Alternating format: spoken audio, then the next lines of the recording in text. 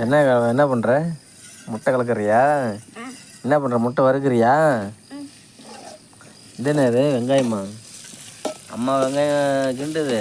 ஆமாம், இன்னைக்கு முட்டை பொரியலா? கருவேப்பிலை போட்டுக்கலாம், கிண்டிக்குவோம், நல்லா கிண்டிக்குவோம். எங்கே மிளகாய் போடல? நல்லா வெங்காயம் வணங்கட்டுவோம், அதுக்கப்புறம் மிளகாய் போடுவோம். அடுத்தது மிளகாய் போட்டுக்கலாம், வர மிளகாய்.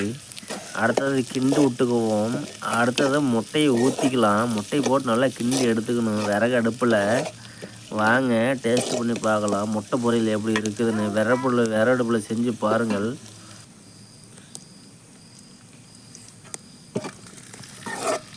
அடுத்து மசால் போட்டுக்கலாம், கறி மசாலு, கொஞ்சமாக மஞ்சத்தூள் பொடி போட்டுக்கலாம்.